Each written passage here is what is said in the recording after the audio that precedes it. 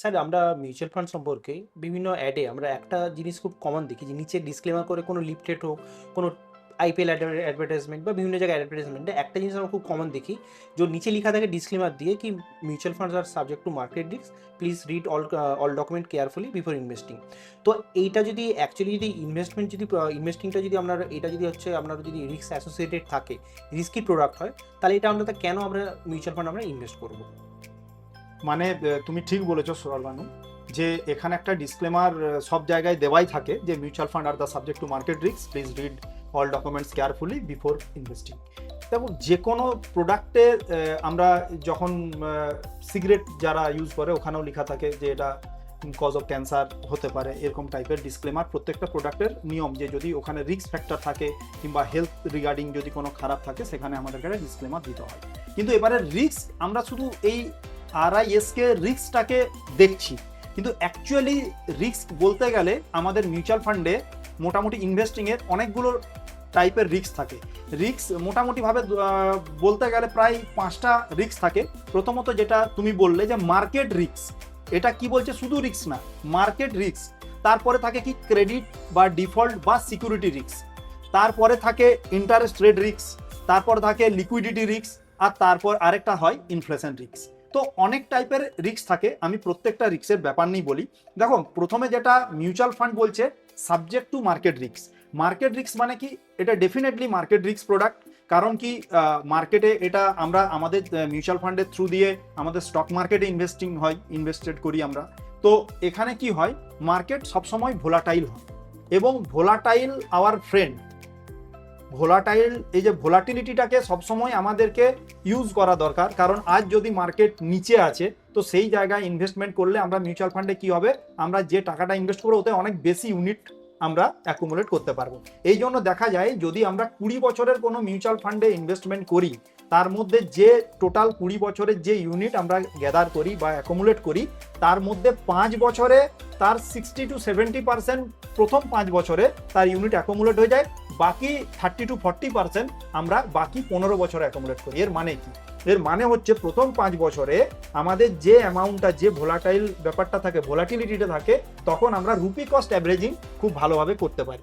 তো এই মার্কেটে যদি না ভোলাটাইল হয়, ভোলাটিলিটি যদি না থাকে, তাহলে কিন্তু ইনভেস্টাররা ইনভেস্টমেন্টের যে অপরচুনিটি, সেই অপরচুনিটিটা পাবে না। যদি সবসময় বাড়তেই থাকে, তাহলে বাড়া অবস্থায় যখন ঢুকবে তখন তো তুমি কম টাকা, মানে যে টাকাটা ইনভেস্ট করো তার মধ্যে তো কম ইউনিট অ্যাকুমুলেট করতে পারবে।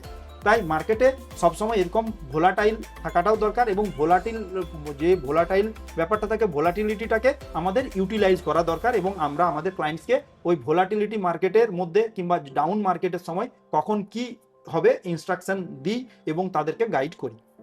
এবারে ব্যাপারটা হচ্ছে কি, সেকেন্ডলি কি হচ্ছে, ক্রেডিট বা ডিফল্ট বা সিকিউরিটি রিস্ক। দেখো, এই সিকিউরিটি রিস্ক মানে কি, আমি এমন কোনো জায়গায় ইনভেস্টমেন্ট করলাম মিউচুয়াল ফান্ড বাদ দিয়ে, হয়তো আমি অন্য জায়গায়, অনেক জায়গায় দেখাও গেছে যে আমাদের ওয়েস্ট বেঙ্গলের লোক ভালোভাবে জানে, যেমন আমি নামও বলছি, রোজ ভ্যালি, সারদা, এগুলোর মধ্যে কি আছে, আমরা ইনভেস্টমেন্ট করেছিলাম, এবং ইনভেস্টমেন্ট করার পরে এটা হচ্ছে ডিফল্ট রিস্ক হয়ে গেছে, কারণ কোম্পানিটাই আউট হয়ে গেছে, ডিফল্ট হয়েছে বা সিকিউরিটি রিজনের জন্য। এই মিউচুয়াল ফান্ডে এই ব্যাপারে একদম নিশ্চিন্ত থাকতে পারেন, মানে মানে কি বলবো, যে 100% এই সিকিউরিটি রিস্কটা একদম নেই।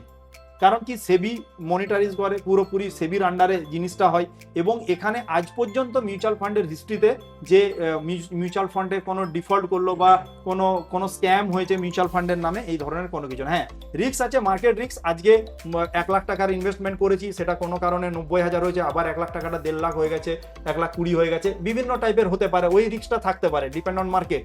যেহেতু আমরা মার্কেটে ইনভেস্টেড প্রোডাক্টে ইনভেস্ট করছি, তো সেই জায়গায় কিন্তু এখানে ডিফল্ট বা পুরোপুরি সিকিউরিটি রিস্ক, যে আমার টাকাটা কালকে গায়েব হয়ে গেল, টাকাটাই নেই, এরকম ধরনের কোনো ঘটনা আজ পর্যন্ত মিউচুয়াল ফান্ডে দেখা যায়নি। তো ওই জন্য ওটা বেটার। আবার আমি আরও যেটা হয় জিনিসটা হচ্ছে লিকুইডিটি রিস্ক। সব থেকে বেটার লিকুইডিটি, আমি যখন খুশি মিউচুয়াল ফান্ডে ইনভেস্টমেন্ট যখন তো করছি, এবং আমি যে কোনো সময় ওটা উইথড্রল করতে পারবো। লিকুইডিটি রিস্ক কোথায়, যদি আমি আজকে একটা কোনো বড় প্রপার্টি কিনি, তাহলে আমি হয়তো 10 লাখ, 20 লাখ, 30 লাখ কি 1 কোটি টাকার একটা প্রপার্টি আমি কিনছি, আমি চাইছি যে না 10 লাখ টাকা আমি তুলবো। 1 কোটি টাকার প্রপার্টি থেকে 10 লাখ টাকা তুলবো, এটা পসিবল নয়, আমাকে পুরো 1 কোটি টাকারই সেল করতে হবে। কিন্তু এখানে কি আছে, মিউচুয়াল ফান্ডের ইনভেস্টমেন্টে আমার 10 লাখ টাকা ইনভেস্টমেন্ট আছে, আমি চাইছি 1 লাখ টাকা তুলতে, আমি যে কোনো সময় তুলতে পারি, এবং 2 to 3 ওয়ার্কিং ডেজের মধ্যে আমার অ্যাকাউন্টে ক্রেডিট হয়ে যাবে, যে অ্যাকাউন্ট থেকে আমার টাকাটা কাটে। তো এখানে লিকুইডিটি রিস্কটা জিরো হয়ে যাচ্ছে। আবার ইন্টারেস্ট রেট রিস্ক, এখানে ইন্টারেস্টের কোনো ব্যাপারই আসছে না, কালকে গভর্নমেন্ট ইন্টারেস্ট কম করবে বেশি করবে এটার উপর কোনো কিছু আসছে না, mutual fund depend on market. এবং লাস্টে কি হচ্ছে, ইনফ্লেশন রিস্ক। যদি কেউ না মিউচুয়াল ফান্ডে ইনভেস্টমেন্ট করে, সে যদি টাকাটাকে তার নিজের কাছে রাখে, সে তাকে কোনো রিস্ক না নিলেও সে অটোমেটিক একটা রিস্কের মধ্যে পড়ে যাচ্ছে, সেটা হচ্ছে ইনফ্লেশন রিস্ক। কারণ কি, আমাদের 6 to 7% ইনফ্লেশন রেট, এবং 6 to 7% ইনফ্লেশনের মধ্যে আমি যদি আমার বাড়িতেই 1 লাখ টাকাকে রাখি, তো ওর পারচেসিং পাওয়ার ডাউন হচ্ছে। কিছুদিন পরে, 1-2 বছর 3 বছর পরে, আজ যে জিনিসটা কিনতে আমার 1 লাখ টাকা লাগতো, কালকে 2 মাস 3 মাস কি 1-2 বছর 3 বছর পরে ওই সেম জিনিসটা কিনতে আমার 1,10,000 1,20,000 টাকা লাগবে। এর মানে কি হচ্ছে, টাকার ভ্যালু কম হচ্ছে, ইনফ্লেশন রিস্ক হচ্ছে 6 to 7% আমাদের আরবিআই ডিক্লেয়ারে ইনফ্লেশন।